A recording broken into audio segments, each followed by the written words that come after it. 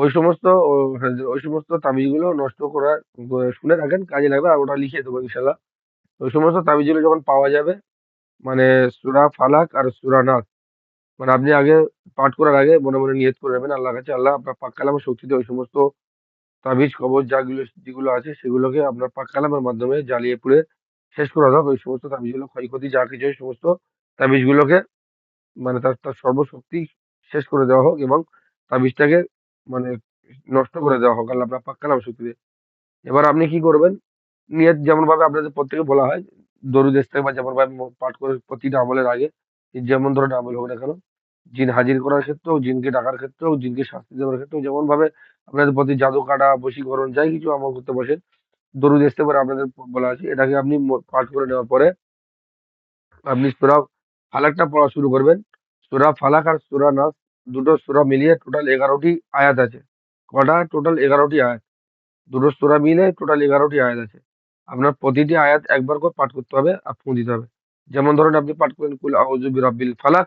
এটা পাঠ করে আপনাকে ওই যে তাবিজ কবজ যা আছে যেটা পেয়েছি সামনে ফুঁ দিতে হবে। আপনি তো আগে নিয়ত করে নিয়েছেন, ফুঁ দেবেন। ফের মিন শাররি মা খলাক ফুঁ দিলেন। ওয়া মিন শাররি গাসিকিন ইযা ওয়াকাব। এমনভাবে মানে প্রতিটা আয়াতে আপনার 11টি ফুঁ পড়বে। ওই দুটো সূরায় মিলে আপনার 11টা ফুঁ ওই তাবিজ কবজের উপরে পড়বে। ইনশাআল্লাহ ও যেমন ধরেন যাই তাবিজ হোক না কেন, ইনশাআল্লাহ ও কেটে যাবে এবং নষ্ট হয়ে যাবে। বুঝতে পেরেছেন আমিনুদ্দিন ভাই? এটা শুনে রাখেন।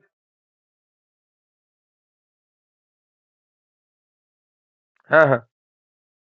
ওই যে তাবিজটা পাওয়া গিয়েছে ওই তাবিজ ওই তাবিজটা সামনে থাকবে, যেমন ধরো একটা কাগজে বা যেগুলো তো সামনে রাখা থাকবে।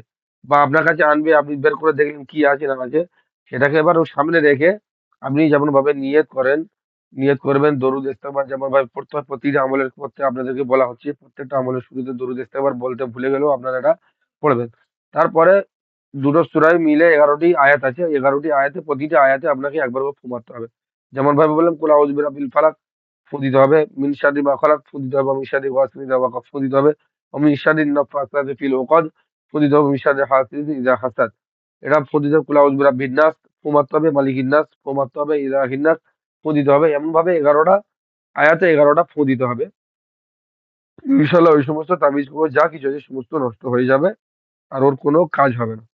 এটা হচ্ছে পুঁতে রাখা তাবিজ, বা বাড়িতে কোনো পাওয়া তাবিজ, বা কোনো খারাপ তাবিজ পাওয়া গিয়েছে, জাদু মন্ত্র তাবিজ পাওয়া যাক, মুখে হাত দিয়ে যা কিছু মাথার চুল বিভিন্ন রকম থাকে, ওই সমস্ত জিনিসগুলো আপনারা এই দুটো সূরার মাধ্যমে প্রতিটি আয়াতে ফু দিয়ে ইনশাআল্লাহ কেটে যাবে। যত বড় তদবিরের কাজ হোক না কেন, ইনশাআল্লাহ এই যখন আপনি কাজ করে দেবেন তার মধ্যে অ্যাকশন বন্ধ হয়ে যাবে ইনশাআল্লাহ। এটা বলা থাকলে আপনাদের লিখে দেবো।